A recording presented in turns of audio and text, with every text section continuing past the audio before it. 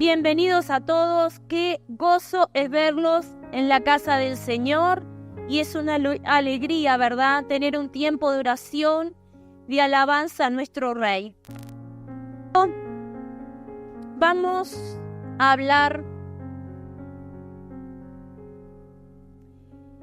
que en este mensaje, hermanos, yo titulé de la mediocridad a la excelencia. ¿Saben lo que significa la palabra mediocridad o la han escuchado hablar? Algunos sí, otros no, están muy avergonzados. Bueno, entonces, la palabra mediocridad, hermanos, significa que es la situación, la persona que no rinde 100%. No rinde 100%. Ahora, no significa que esa persona no tenga capacidad. Y escuchen lo que les voy a decir. La palabra conlleva a que nosotros tenemos que entender que no es completamente malo y no es completamente bueno. Es la persona que da ese mínimo esfuerzo, ¿tá? Ese término, digamos, bueno, término medio. No me esfuerzo mucho, ahí estoy y con esto yo a veces le digo a los chiquilines en el liceo, tenés tanta capacidad para tener unas excelentes notas y te conformas con el aceptable. Bueno, con el aceptable no tengo que estudiar, profe, me contesta. Entonces, ¿qué sucede? Esta palabra lo que significa es que en realidad tú no estás dando el 100% de lo que tú puedes hacer, de tu capacidad. Entonces, cuando comienzo a preparar el mensaje de hoy, decía, Señor, ¿qué es lo que tú tienes para nosotros? Y como yo siempre digo, que cuando yo preparo el mensaje, siempre Dios va a tratar conmigo, ¿verdad? Para después poder discernir qué es lo que el Señor quiere hablar con todos nosotros. Entonces me puse a estudiar qué significaba la palabra mediocre para la psicología. Y miren lo que dice las características que pone la psicología. Dice que la persona es conformista, que tiene falta de iniciativa, que prefiere mantenerse en una zona de confort para evitar fracasos.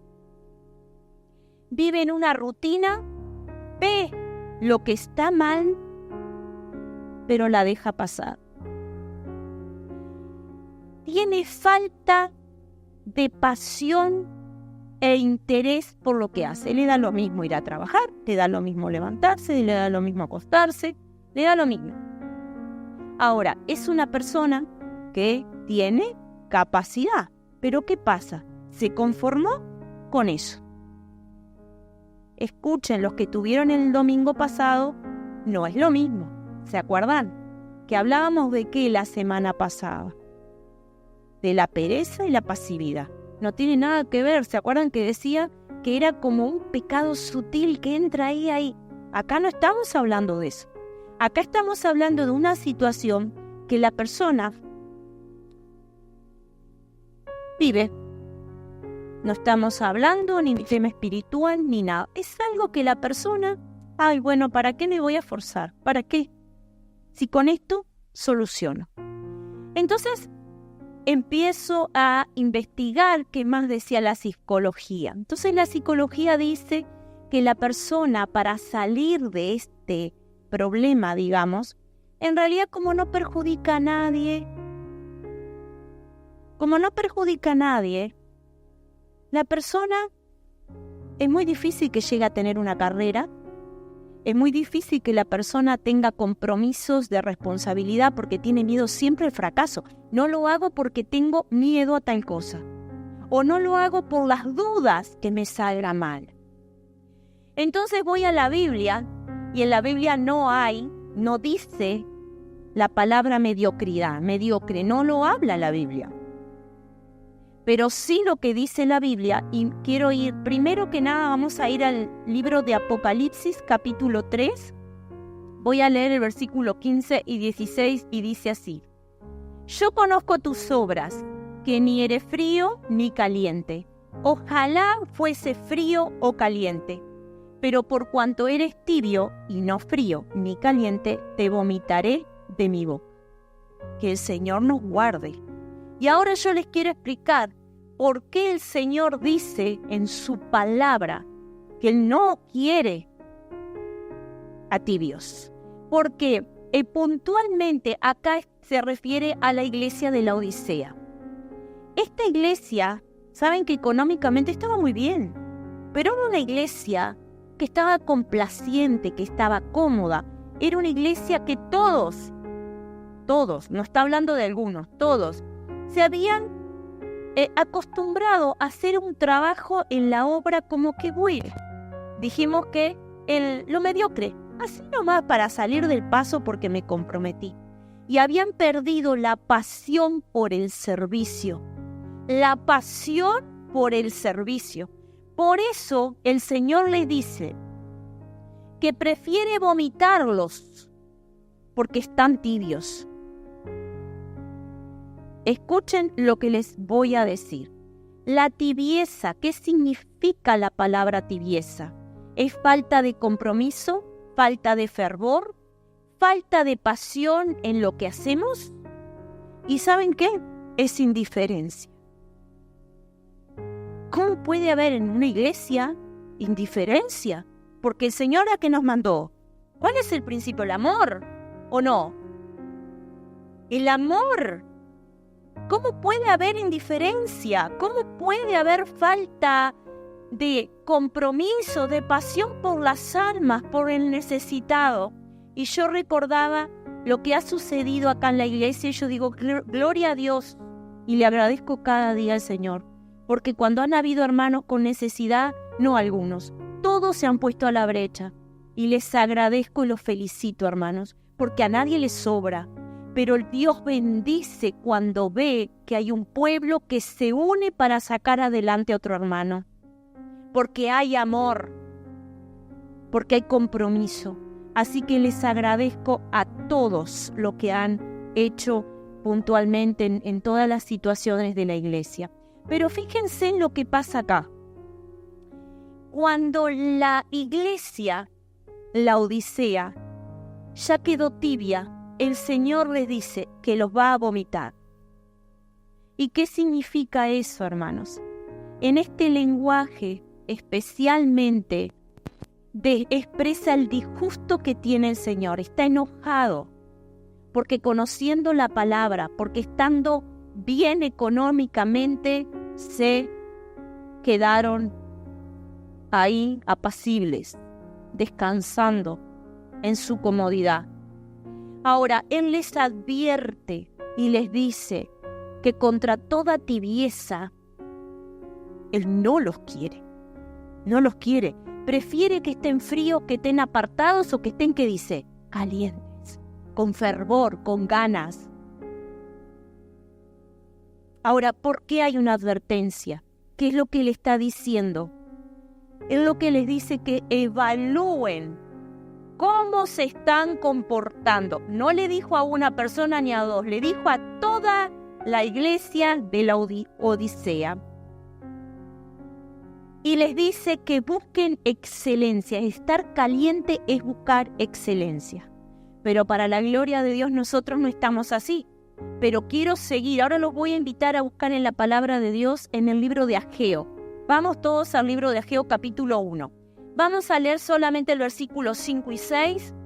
Y yo quiero leerlos por separado para ir reflexionando en esta palabra y que ustedes me entiendan.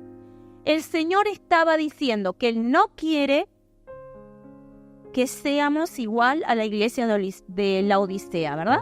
Él no acepta ¿qué? Tibios, no acepta tibios. ¿Por qué? Porque Él nos está diciendo que Él no quiere que seamos mediocres, porque si tenemos capacidad para ser excelentes, Él nos está diciendo que Él quiere vernos ¿con qué? Con fervor, con ganas. ¿Bien? Entonces, vamos al libro de Ageo. Y quiero explicarles lo siguiente. En el libro de Ageo tenemos que recordar que es un libro que en realidad, hermanos, es uno de los profetas menores. No significa que porque sea uno de los libros de los profetas menores no tenga validez. Vale igual que los libros mayores. Pero en este caso, yo quiero hablar con ustedes y reflexionar porque el mensaje de Ageo era que se centraba en motivar a los judíos a reanudar su construcción del templo. Tenemos que tratar de recordar la palabra del Señor donde el pueblo de Israel estaba, ¿se acuerdan? Estaban cautivos en Babilonia. Ellos fueron libres y llegaron a Jerusalén. ¡Qué bendición! Pero cuando ellos llegaron a Jerusalén, ellos tenían que levantar el templo del Señor, levantar su casa, levantar la ciudad, estaban felices porque Dios le había dado la libertad. ¿Conocían la palabra? Sí. Tenían que reconstruir el templo y todas sus casas. Pero ¿qué sucede con ellos, hermanos? Dice que ellos tuvieron dos situaciones que detuvieron la construcción.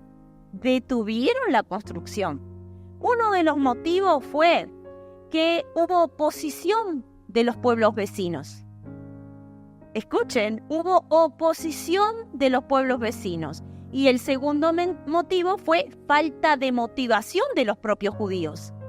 Pero cuando nosotros estamos obedeciendo a Dios, queremos congregarnos, caminar en el Evangelio, ¿se van a levantar opositores? Sí. ¿O no, nunca les pasó de estar pronto para venir a la iglesia y les llega visita? Capaz que pasan meses, pero el día que tú dices voy a ir a la iglesia se te cae la visita justito ahí. ¿Está? Entonces, ¿qué pasó con el pueblo de Israel? Si conocía que se podían levantar opositores, ellos tenían que haber seguido adelante. Pero dice que el segundo motivo de que ellos dejaran de construir era porque no estaban motivados. ¿Y qué hicieron? Empezaron a construir sus hogares, sus casas, y el templo no. Y ahí quiero comenzar a leer por qué. En Ageo capítulo 1, versículo 5, el Señor le dice a este profeta: pues así ha dicho Jehová de los ejércitos, meditad bien sobre vuestros caminos. Ay, ay, ay, amén hasta ahí. No nos cierren porque vamos a leer otros versículos. Pues así ha dicho Jehová de los ejércitos, meditad bien en vuestros caminos. Y acá la palabra caminos, saben que dentro de este contexto, miren lo que está, ¿a qué se refiere? Se refiere a las acciones, al comportamiento y a las decisiones del pueblo. O sea, que cuando Él le dice medita bien en lo que tú has hecho, en tu caminar, en tus decisiones, abarca mucho, ¿verdad? Mucho. Pero cuando Él les dice que tienen que meditar en lo que ellos resolvieron, ustedes no se olviden en lo siguiente. Ellos llegaron a Jerusalén a reconstruir la ciudad, sus casas. ¿Pero qué tenían que reconstruir?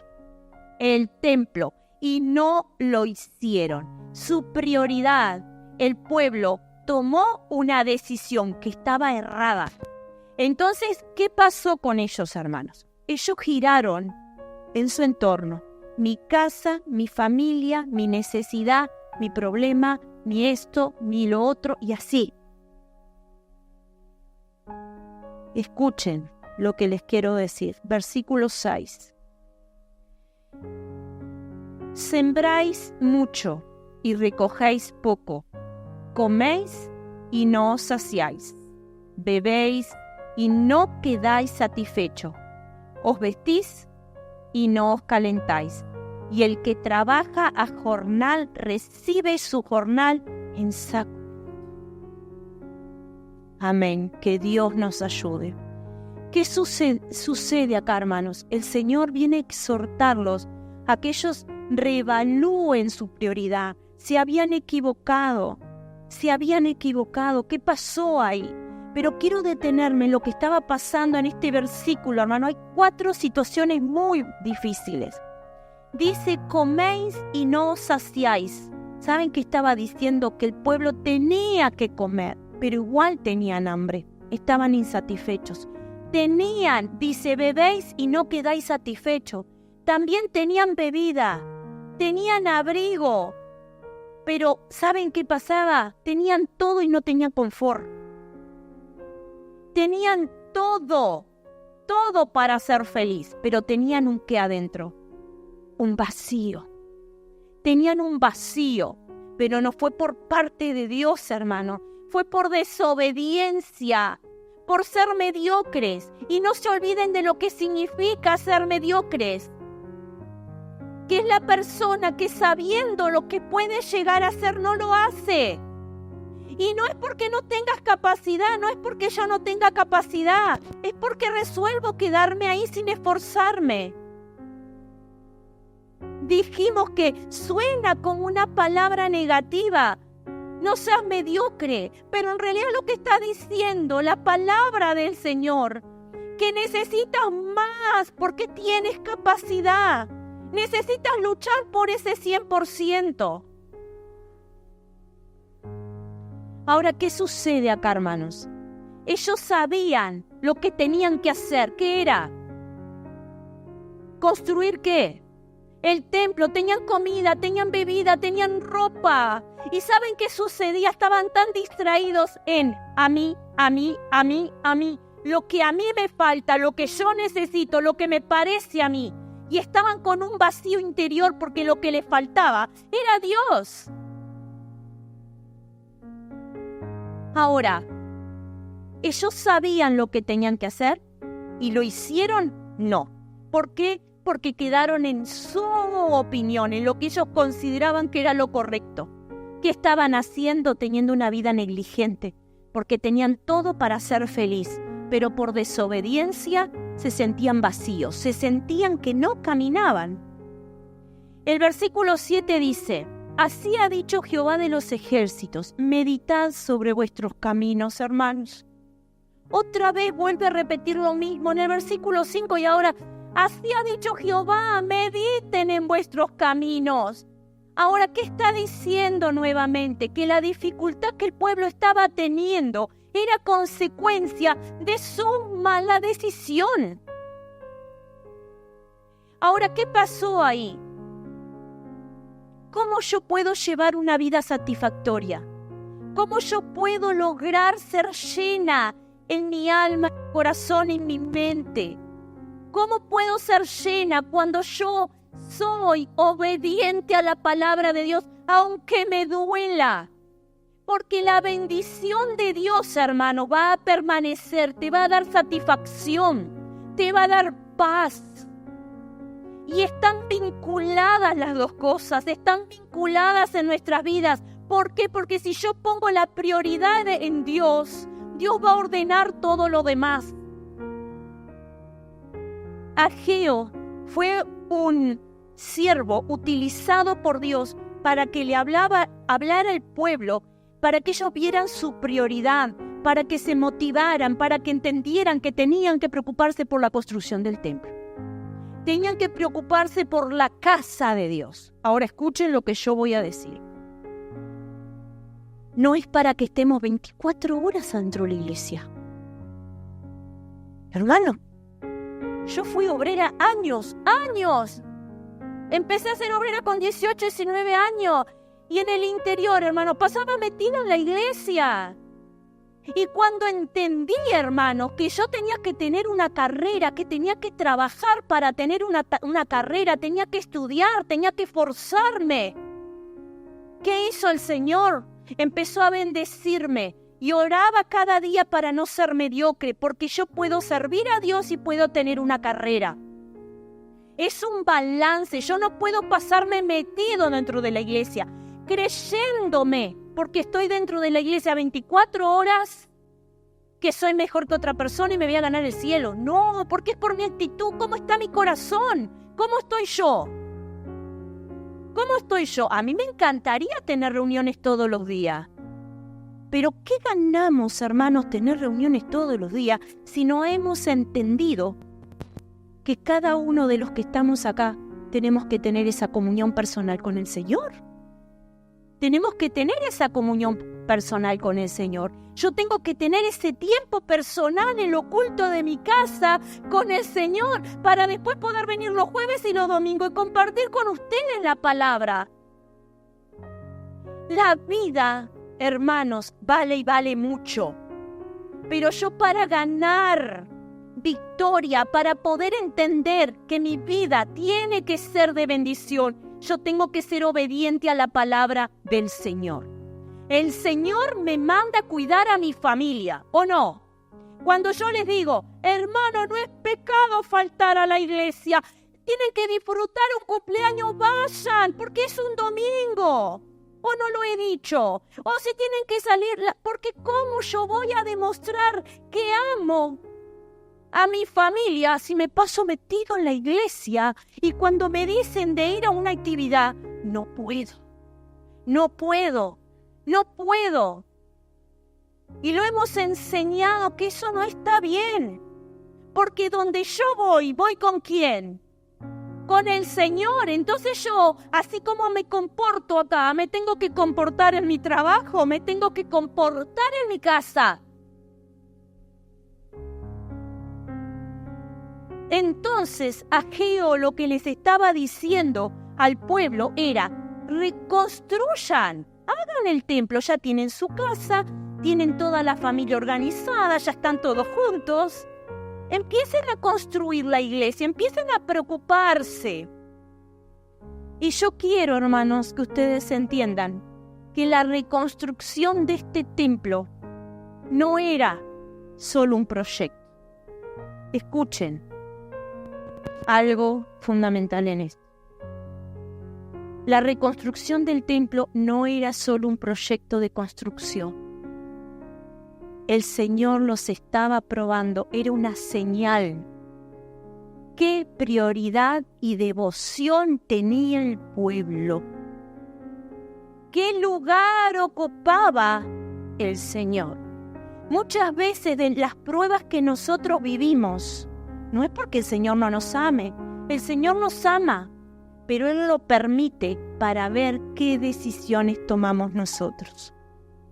¿Qué cosas resolvemos? Por eso decía en la palabra, meditad sobre vuestros caminos, sobre vuestras decisiones, sobre tu caminar, ¿qué es lo que tú resuelves? Y acá nosotros tenemos que tener claro lo siguiente. Cuando amamos al Señor, cuando entendemos que Él nos escogió, no nosotros, fue Él que nos escogió y nos dio el entendimiento. Y yo amo y sueño con una carrera o sueño con algo que en mi juventud no pude. Sueño con estudiar música.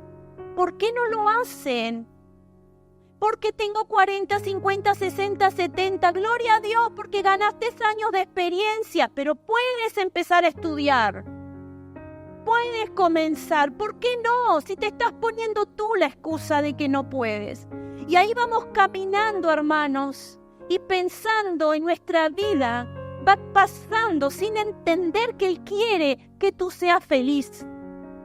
El Señor quiere que tú te desarrolles como hombre, como mujer, que lo logres realizarte personalmente. Y eso no significa, hermanos, que abandones el camino del Señor. Eso no significa. Puedo congregarme, puedo tener tiempo para estudiar, puedo tener tiempo para servir al Señor, sí. Y el Señor te respalda. El Señor te respalda. Ahora, una de las cosas que no se hagan trampa, hermanos. Piden oración para estudiar para los exámenes. Piden oración por los exámenes. Y después no estudian. Y pierden los exámenes. Acá no es un problema. Con Dios no se juega, hermano. ¿Puedo pedir oración para rendir un examen? Sí, pero tengo que ver qué he hecho antes. Haber estudiado, tengo que tener una alta conciencia. Señor amado, necesito que los estudios de sangre, miren lo que voy a decir, mis estudios de sangre salgan bien. Mañana voy al médico, Señor, y por favor que todo salga bien. Y el médico hace un año me mandó bajar como 20 kilos. Y no voy con menos 20 kilos, voy con más de 40 kilos. ¿Y cómo voy a pedirle oración al Señor de que los estudios salgan bien? Si soy yo la que estoy mal, porque estoy caminando y tomando malas decisiones. ¿Me entienden? Entonces, ¿qué sucede acá? La reconstrucción de ese templo no fue solamente ese proyecto de construcción. Era una señal de cómo el pueblo se iba a presentar dentro de este desafío, esa prioridad, cómo el pueblo se levantó. ¿Qué hizo el pueblo? ¿Se levantó a construir el templo? No. Empezó a revolotear y ver lo que necesitaba. Dice que sus casas eran hermosas y su templo no fue reconstruido. ¿Qué estoy haciendo, hermanos? ¿Qué estoy haciendo con mi vida? Porque yo puedo mostrar una apariencia de una buena cristiana. Tal vez mi ropa puede mostrar. ¿Qué hay acá adentro? ¿Qué hay acá adentro? ¿Qué tengo acá? Que cuando llego a mi casa me deprimo, estoy triste, me siento sola, agarro el teléfono y me paso todo el tiempo quejándome para las amistades de lo mal que estoy. Estoy actuando como ellos, porque ellos acá decían la palabra claramente: sembráis mucho y recogéis poco, coméis y no os saciáis, bebéis y no quedáis satisfechos, vestid y no os calentáis, y el que trabaja jornal recibe su jornal en saco roto. ¿Qué estaba diciendo? El salario se desvanece, no había bendiciones, tenían escasez. Lo hemos enseñado muchas veces. ¿Por qué vivimos en miseria? ¿Por qué? Si el Señor no quiere que yo viva en miseria. Pero cuando yo recibo el sueldo, hermanos, oro para que Dios me dé sabiduría de ser buen administrador. Y eso no significa que yo sea falta de fe, que tenga falta de fe. No, hermanos, yo aprendí a confiar en el Señor para levantar esta obra en pandemia. Esta obra, hermanos, se levantó. Escuchen lo que les voy a decir. Con la promesa que se enviaba dinero de otro país. Se abre la obra. Me giran, escuchen, 3 meses creo que fue, o 4 de alquiler adelantado. Contrato de alquiler 2 años. Marzo cae pandemia. Ay. ¿Qué hicieron? Cerraron todas las iglesias. A orar y pedirle al Señor que nos ayudara. Y ahí entendí, hermanos, por qué el Señor me llamó al pastorado después de tener una carrera. Porque Dios me mostró, hermanos, que en ese momento yo tenía que estar en la brecha y cubrir todo lo que se necesitaba. Y Dios levantó a gente maravillosa, que aunque la iglesia estaba cerrada, hermanos, me decían: pastora, tome. Pastora, la ayudo con esto. La ayudo con lo otro. Otra iglesia me daba ofrendas y me ayudaba a cubrir. Y se cubrió. Los 2 años, hermanos, cuando se estaba aproximando los 2 años, que se acuerdan que la iglesia se podía abrir con mucho distanciamiento y el local era más chico que esto. Entonces se hacían 2 cultos para poder solventar. Solamente quiero decirles algo. La gente que se ganó cuando comenzó la pandemia, se ganó a esas almas y esas almas podían permanecer. ¿Saben por qué no permanecieron? Porque empezaron a tener miedo.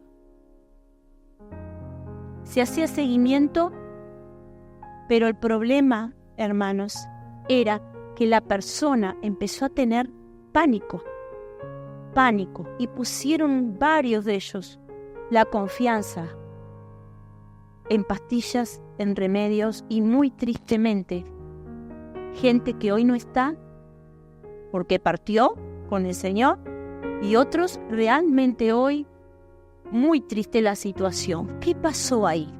No era un problema económico, era un problema de qué, hermanos. ¿De qué? De vacío, de corazón. ¿Le faltaba quién? ¿Le faltaba quién? El contacto con Dios, ese trato con Dios.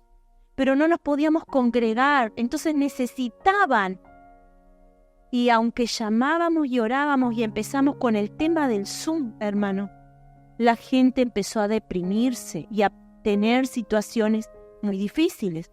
Pero acá tenemos este ejemplo, que es Dios. Es Dios el que cubre todas nuestras necesidades. Pero para que Dios cubra todas nuestras necesidades, yo tengo que vivir una fe activa, hermanos. Una fe activa, una fe que cuando yo veo mi situación y está difícil esa situación, me agarro del Señor y le pido ayuda. Llamo y digo, necesito que me apoyes en oración. Necesito que me enseñes, me ayudes a realmente hacer un buen ayuno para acercarme más a la presencia de Dios. Porque así juntos es maravilloso orar. Pero vamos a ser probados cuando estamos solos en nuestros hogares. Todos vamos a ser probados. Este pueblo fue probado. En la reconstrucción fue probado. Esa señal. Ahora yo les pregunto, ¿qué prioridad tienen ustedes? ¿Qué devoción tienen ustedes a Dios? No puede cubrir nada, hermano, nada puede estar en el lugar de Dios, nada. Si el Señor te envía a hacer determinada cosa y estás seguro que es la voz de Dios, lo haces. Lo haces porque todo lo que el Señor pide viene de bendición en bendición. Y ahí está el tema, que no puedo dudar de lo que el Señor me ha prometido, pero para eso tengo que conocer la palabra. Tengo que conocer la palabra del Señor. ¿Qué prioridad y devoción tú le dedicas a Dios? ¿Tú eres esforzado? ¿Tú eres de buscar a Dios cada día? Porque lo que vale, hermanos, es en el secreto de tu hogar. Cuando estás en la situación difícil, ¿cómo tú actúas? ¿Cómo tú actúas? ¿Cómo tú te comportas? ¿Luchas realmente por vivir una vida de éxito, ese 100% de calidad? Y eso no significa que en algún momento nos debilitemos. Eso no significa eso, que vamos a estar siempre con mucha energía. Pero lo importante es que cuando yo busco del Señor, el Señor me ayuda. El Señor me ayuda porque nos cansamos, porque nos debilitamos. Pero cuando venimos al Señor, Él es el que nos fortalece, Él es el que nos ayuda. Dios nos exhorta a pasar, hermanos, de la mediocridad a ser cristianos excelentes, a ser cristianos 100% efectivos. Eso no significa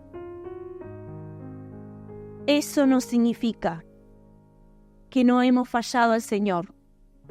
Eso hoy lo que nos está diciendo es que el Señor nos está exhortando a todos nosotros, a todos, porque me incluyo, a que sigamos siendo esforzados para conocer la palabra, esforzados para caminar en el Evangelio, esforzados que sin importar las dificultades que podamos ver familiares, estamos ahí en la brecha, orando, intercediendo, pidiéndole a Dios que nos rescate, porque Él lo puede hacer. Ya no más, hermanos, mirar con nuestros ojos naturales, ya no más seguir pensando que no vamos a tener victoria.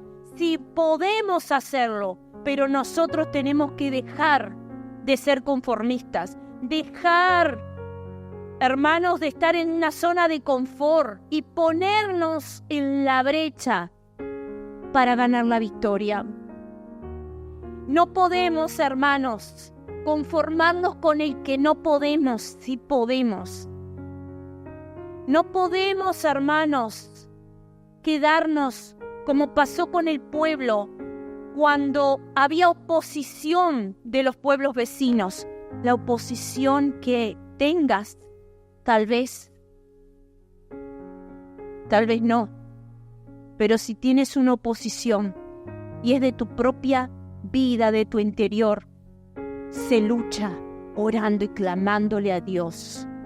Y si hay oposiciones que vienen de tu entorno, es cerrar la boca y acudir al Rey, y decir: soberano Dios, sin importar la situación que vivas familiar, yo te estoy pidiendo que me ayudes a mirar en fe, a tener una fe activa. Y ahí donde tú estás, vamos a orar y vamos a decirle al Señor que el Señor tome control de nuestras vidas, que el Señor tome control, porque Él nos está exhortando a dejar una vida mediocre para poder vivir una vida en excelencia. Entonces, que esta tarde, hermanos, sea ese tiempo para decirle: perdóname, Señor, si te he fallado. Perdóname, Señor, si en algún momento de mi vida, en ese caminar, tomé malas decisiones. Ayúdame, Señor.